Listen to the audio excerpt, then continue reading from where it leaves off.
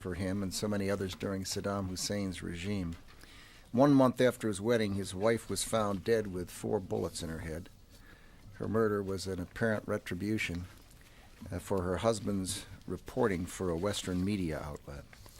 Today, that journalist his country has some 170 independent news publications. Reporters now have the freedom to ask their leaders questions without fear of a visit from the secret police. I mention this because it sometimes seems that we've forgotten what Iraq was really like before Operation Iraqi Freedom began in March of 2003. The new Iraq, for all its difficulties, and it does have difficulties, is on a path towards freedom and democracy where it once pursued tyranny and terror. As that Iraqi journalist put it, we'll never go back to that, because now, yes, it's dangerous, but we have promise. We have possibilities. We have a future. In the coming days, General John Abizaid and General George Casey, the commanders of the CENTCOM and the multinational forces in Iraq, will be in Washington for the Combatant Commanders Conference, which I guess we're doing it now about 3 times a year. Yes, sir. And they'll also have a chance to update the President and the Congress and the American people on the challenges they see ahead. They've been entrusted with the responsibility of carrying out our missions in that region, and they're performing their responsibilities exceedingly well, as are the forces under their command. They'll report on the progress over the past year in the efforts to help create conditions for self-government in Iraq and Afghanistan. In particular, they'll focus on the growing responsibilities of the Afghan and the Iraqi security forces. Though the terrorists have been trying to intimidate Iraqis and Afghans from volunteering to defend their newfound freedoms, they've failed. As Iraqi President Talabani noted recently, every terrorist attack on Iraqi forces leads to a surge in recruitment for these local security forces. But as the coalition moves forward with its strategy, it's worth mentioning that the enemy has a strategy as well. They have brains to make their pattern of defeats look like progress, to hold on long enough and to inflict enough damage, often to innocent men, women, and children, Iraqis, in the hope that the coalition decides that the cause isn't worth the price, and that the U.S. and the coalition will abandon the millions who have put their faith in democracy and risked their lives for freedom. I believe that the coalition will prove the enemy wrong, and that we'll persevere with patience and steadiness and resolve. As it happens, each of those attributes can be found in the man standing to my right. This will be his last press conference as Chairman of the Joint Chiefs of Staff. For 4 decades, not his last press conference possibly in his life, but just as chairman. You know, who knows what he might do. For 4 decades, Dick Myers has served, and for the past 6 years, he's been a powerful presence in the Department of Defense. Look at that.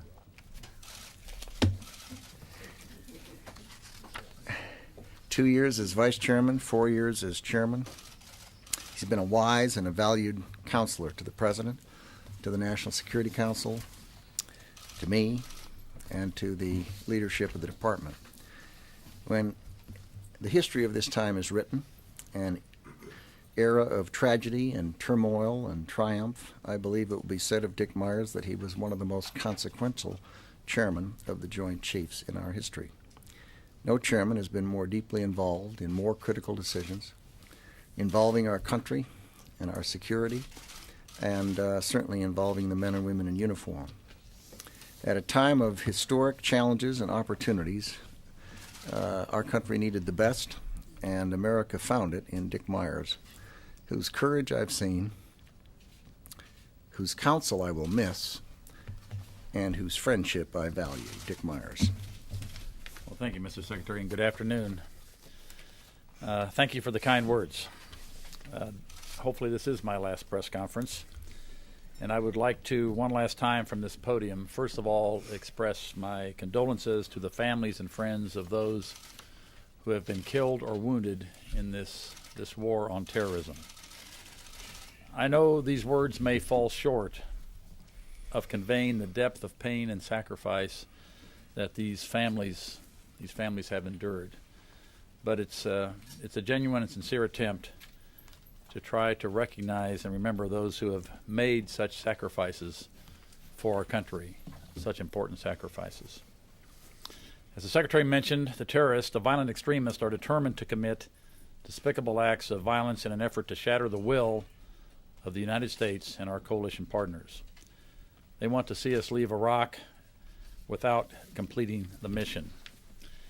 The enemy knows very clearly they cannot defeat us militarily, so they rely on acts of terrorism to try to chip away at our resolve to win.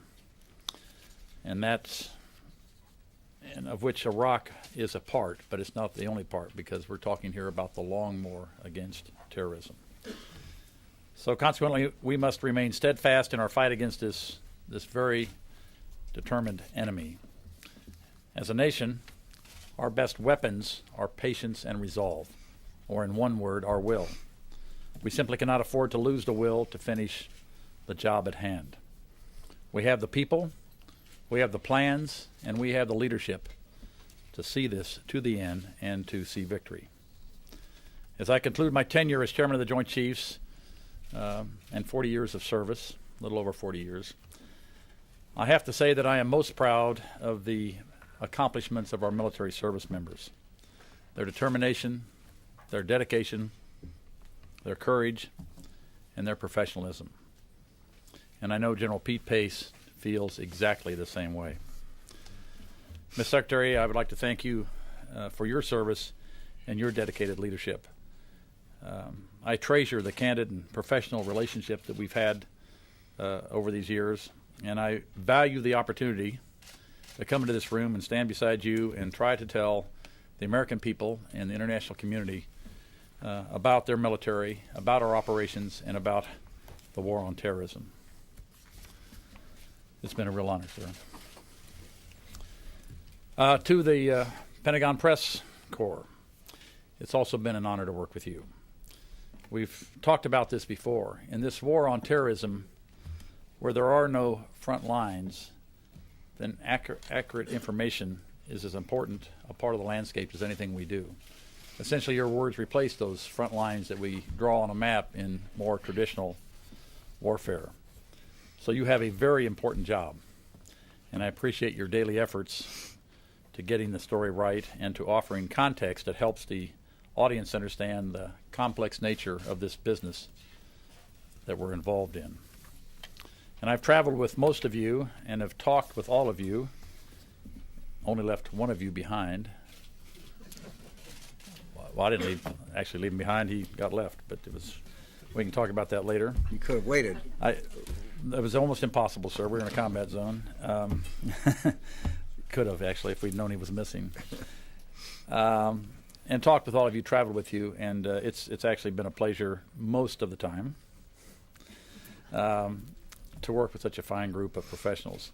Thank you for all you do to do your job and to communicate with the American public and the international community. And with that, we'll take your questions. Charlie.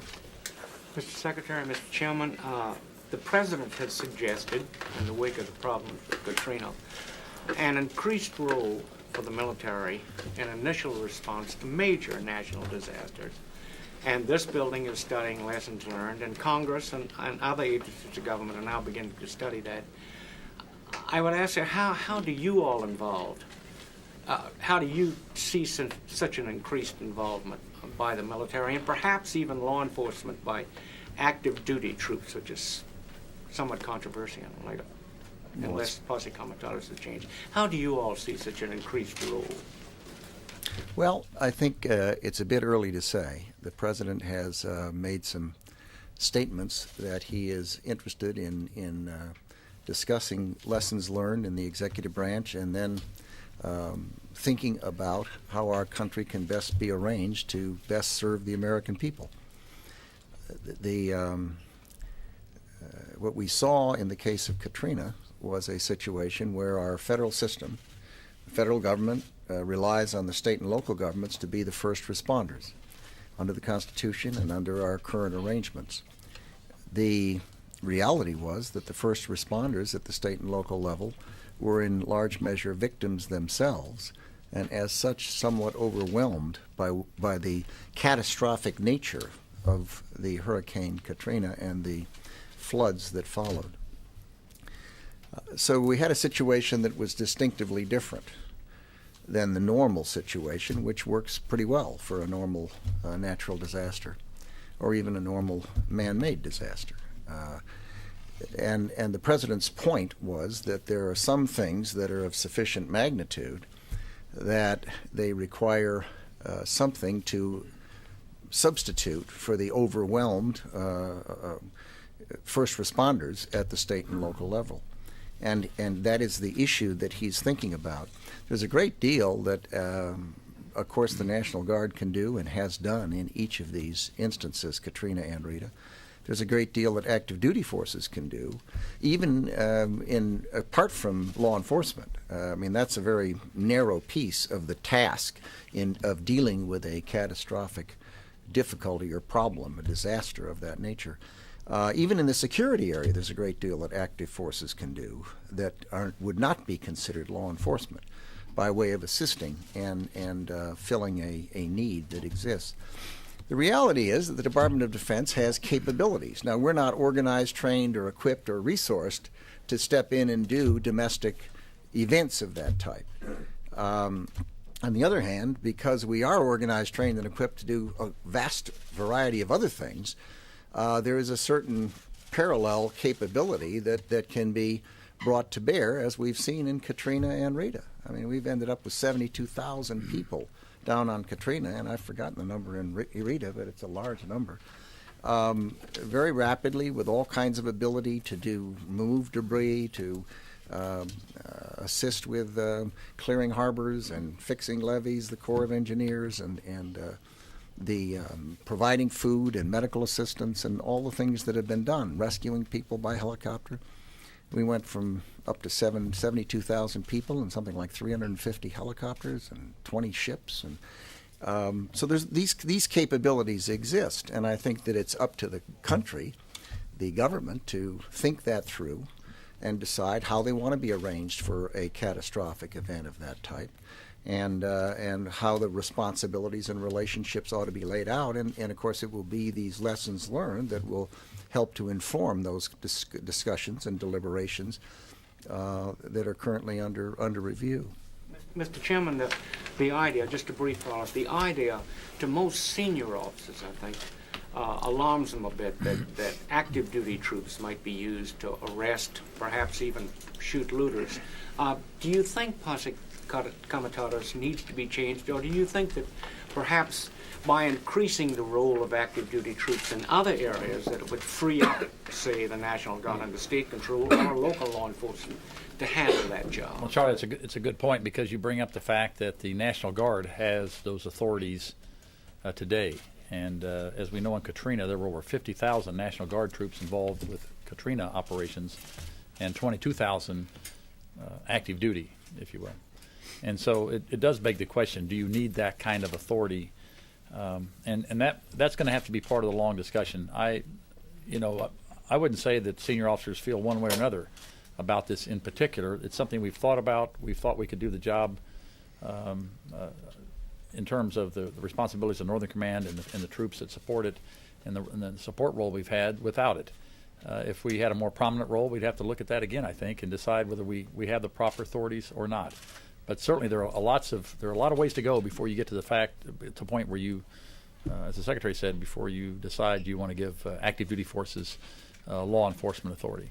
Mr. Secretary, Department. General Myers, I just wanted to ask you to take a look back and step back for a minute to perhaps a much broader question. You began your military service, I guess, during the Vietnam years when life was a little more simple. The military goal was military defeat of that stated enemy. You came to office right after 9/11. You leave during Iraq, and in both the war in Afghanistan and the war in Iraq, you've spoken many times that it's not a sole military victory. You need political and economic progress, and that contributes to the victory, if I understand everything correctly.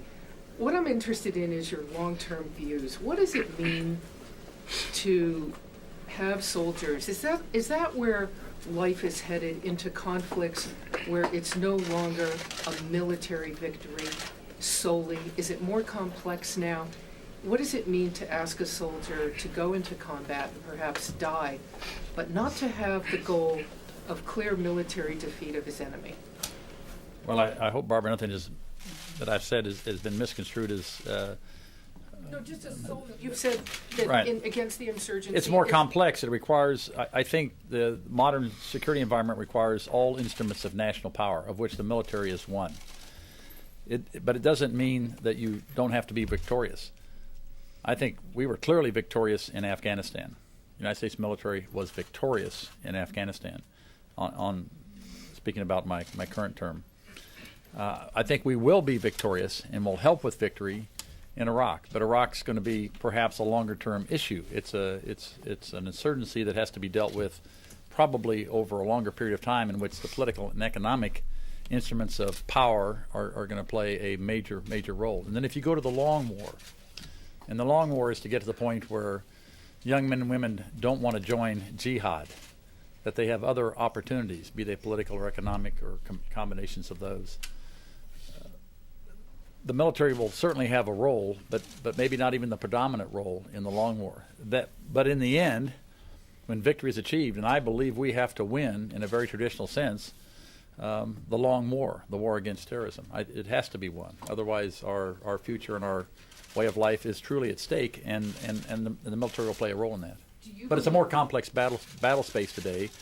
But if you go back to World War II.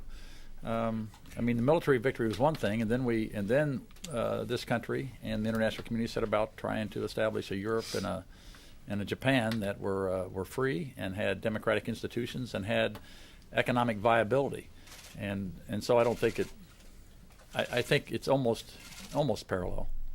But Yeah, what's Mr. your, Secretary? what's your Yes. view, sir, on whether the U.S. military should stay in Iraq until the insurgency is defeated? Because you said yesterday on the record, as soon as we leave Iraq, perhaps having not won, the next 9/11 will be right around the corner. So do Yeah. you stay until there's military victory? What I was referring to then was if we were to, the United States military and our coalition partners were to leave Iraq before Iraq security forces and the Iraq political process is capable of handling the insurgency, and the insurgents then and the Al Qaeda dominated Iraq, then my view, we would have lost, and the next 9/11 would be right around the corner. Absolutely. But make no mistake about it, we can win in Iraq. And when I say we, it's the coalition. The coalition is the major part of the coalition today are Iraqi forces. And again, it's like all insurgencies, they don't just yield to military solutions, they yield to political, economic, the whole spectrum of elements of national power need to be brought on the problem. Secretary, and perhaps General Myers in his farewell to arms would want to jump in too. You have often said, sir, that there is no comparison between Iraq and Vietnam. And yet this past weekend, some 100,000 plus people demonstrating against the war marched on the Mall, and it is reminiscent of when you and I were both here in 1969, when a comparable number marched against the war in Vietnam.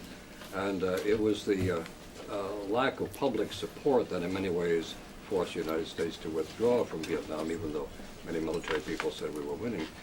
And I know you don't like polls, but current polls show there is a dwindling or a waning public support about the war in Iraq. Are these not comparisons, and is there a danger, perhaps, sir, that these polls and the lack of public support would force the president to withdraw and cut and run? I think anyone knowledgeable about history will note a great many more dissimilarities than similarities between the war on terror or the situation in Iraq and the situation in Vietnam. The differences are notable, many, and marked. The answer to the other question is no. The president has been very clear repeatedly that he will is determined to see this through and will see it through, and I have every confidence that that's the case. Can I tack on to that? Obviously, I I fought in Vietnam and have a lot of comrades and friends that did likewise. But I think in comparing the two efforts, that the stakes today in the war on terrorism, of which Iraq is a key part, certainly to the Al-Qaeda, a victory there would be huge for Al-Qaeda and their interest. That the stakes are much higher today. I mean, if we are not successful in the long war on terrorism, then our way of life is indeed at stake. I mean, it's just that simple. The other thing I would say is today, and I kind of briefed this once before, but I went around the world in 10 days talking to our troops. They are so articulate about what this is about. You can pick any of them at random and say, why are you here in Afghanistan? Why are you here in Iraq? What are you doing in Djibouti? They know the mission. They know the importance of the mission. They believe it can be done. They believe it can be done, and they want to do it. And they want to do a little bit more. They always go just a little bit more than just the mission they've been given, whether it's an orphanage or helping out in a village clinic somewhere or whatever it is. There's so many differences, Ivan. I mean, it's almost, I mean, people that try to make comparisons. Now, the one thing they have in common is public will, and that's why I mentioned in my statement. Of course, that's important. Mr. Secretary, General Myers, can you talk about the capture of Abu Azam, or the killing rather of him, and what this says about the chances of catching Zarqawi himself? Go ahead. Okay. Well, I think we considered him the number 2 Al-Qaeda operative in Iraq, next to Zarqawi. And we put pressure on all the senior leaders. Clearly, Zarqawi knows that he's under a lot of pressure. I think we've come close to stepping on his tail several times, but he always seems to escape. But his lieutenants haven't. And now the number 2 person, the person that is his primary facilitator, the one that is organizes things operationally, but certainly in Baghdad, and has a lot of responsibility for the Al-Qaeda finances in Iraq. He's no longer on the scene, so they're going to have to go to the bench and find somebody that's probably less knowledgeable, less qualified. I think it's like fighting the Al-Qaeda network. It will have some impact, but over time they'll replace people, and that's why the long war issue is getting to a point where politically and economically and people have opportunities they don't want to join jihad, that they find another way forward, that they're exposed for what they are, and that is uncivilized folks that are terrorizing not only the region but the world. Well, was there anything that you found in this raid that puts you closer to Zarqawi, or any evidence that? If there were, we wouldn't discuss it. Yes. Mr. Secretary, this week the Saudi Foreign Minister Prince Saud Al Faisal said many times that the Iranian intervention in Iraq will have a negative impact on the region. We agree. Do you agree with him? Yes. Yes, sir. Mr. Secretary, last week 3 former members of the 2nd Airborne Division reported to a human rights organization new abuses regarding detainee abuse in Iraq that occurred in the fall of 2003 and spring of 2004. One of these, a captain who's still on active duty, said he tried to report these allegations to his chain of command, company, battalion, brigade level, and was basically put off for various reasons. I'm wondering what concern you have that there still may be reticence out there to report these kind of abuses of the chain of command for whatever reason, and how serious do you believe these current allegations are? Well, we take every allegation seriously. My recollection in this case, it's all secondhand information. I don't believe he has any firsthand, at least I have not, what I've seen read in the press doesn't suggest that he had firsthand information. It sounds like it's things he heard. All I know is that the Army is taking it seriously. They have the CID is investigating it, and they will pursue it. And to the extent somebody's done something they shouldn't have done, they'll be punished for it. And in any event, we'll know the truth. Yes. Could I go back to the National Guard question? Given the extent to which you're relying now on the National Guard for overseas deployments, Would there be merit in setting aside some certain proportion of Guard troops exclusively for domestic duty for disasters and terrorism? It's a useful question, and I think it's something that in the lessons learned people may very well discuss. We, of course, use Guard for a lot of things all the time. They fight fires, they do all kinds of things around the country. The fact of the matter is that in the next rotation, we're going to be using only 20% Guard and Reserve instead of the 40% Guard and Reserve in the current rotation, so there'll be vastly more Guard available for non-deployment activities. Second, General Blum pointed out that even at the peak, when we had, I think, over 50,000 involved in Katrina, National Guard, and another 22,000 active forces, he said he still had 250 or 300,000 Guard people available in the country. So it's not like they were strapped. They weren't strapped. They had an ample number of people they could draw on for all of the things that were needed to be done. And of course, the Guard, as opposed to the active force, tends to have a higher proportion of people who do things that are appropriate in a domestic setting. Civil affairs, military police, combat support, combat service support, various types of things like that, as opposed to the active force, which is heavier on artillery, tanks, shooters of various type, and who are less appropriate for the domestic activities. Secretary, Yes. you talked about, excuse me, in the response to Hurricane Katrina, local authorities being overwhelmed. And I didn't say local authorities. I think I said the designated first responders, policemen, firemen, county officials, all of those people who have that task under the federal system and the federal response plan. Right. And as I read that federal response plan, that's the very consequence that's supposed to trigger the federal response when the local folks are overwhelmed. That being the case, what is it that in your after-action analyses went wrong? Why wasn't there a quicker DoD response? And would it have helped to have had General Honore dual-hatted as both the active and Guard commander? Well, first of all, the forces, the DoD forces, went in very rapidly and peaked very fast. And they tend not to go in until asked for. So that's part of the arrangement, that you don't tend to put forces into a state without being asked, unless there's some situation that's distinctly different under the law, which could be done. But the pattern has been that the request is made. And what was the second question?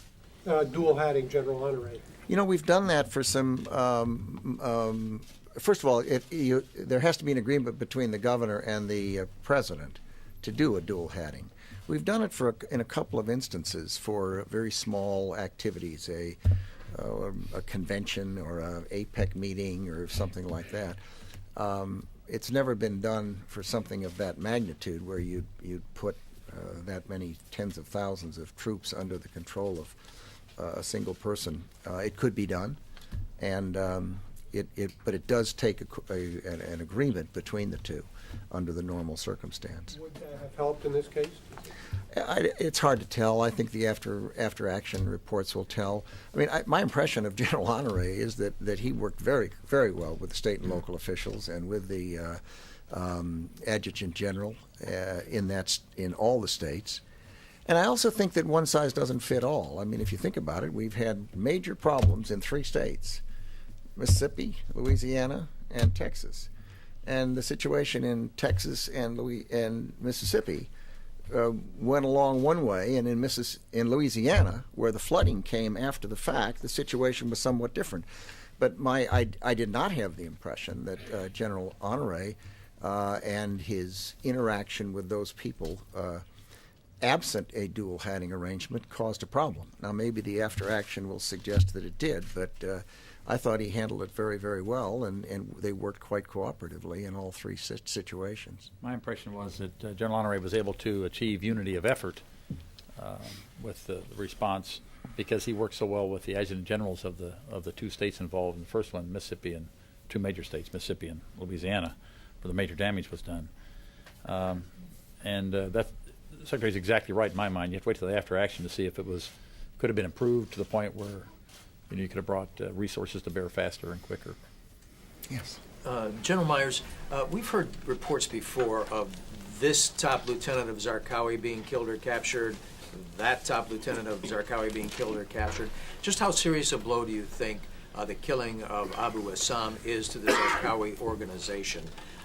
And why, even if that kind of progress is being made against the Zarqawi operation, is his Al-Qaeda in Iraq able to continue to operate so effectively?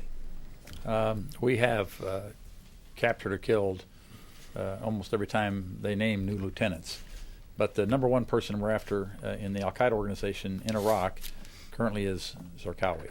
The number two person was this fellow. So he was not just a lieutenant, he was the number two person, and he's responsible for operations in Baghdad, which is the capital, of course, of the country, which is, it's important. And since he was so involved operationally in what was going on, and some say, kind of ran the day-to-day operations because Zarqawi wasn't always in good communications because he's running a lot of the time, and because he was so involved financially in making sure these operations are properly resourced, that I think it will have some effect. But but there are others. There's foreign fighters marching to the guns on a regular basis. So no doubt they'll try. I don't know if anybody of this caliber, probably not. So it'll take them a while to replace somebody like that. Yes. So it'll have an effect. Kind of a related question maybe for both of you. We're talking about Zarqawi as the number one target in Iraq. Obviously, Osama bin Laden, Ayman al-Zawahiri is still alive. How much do you think the fact that these three are still at large has hurt the wider effort against terrorism in terms of symbolism? We know that these are just individuals. There are many in the ranks. There will be for many years to come. But there seems to be a lot of experts, people in other countries, particularly in that part of the world, who will say the fact the United States has not killed or captured these top three has really hurt the overall American effort, just in terms of symbolism, that young recruits out there see that their leaders or their inspirers, if you will, are still on the run, and the greatest army in the world can't find them.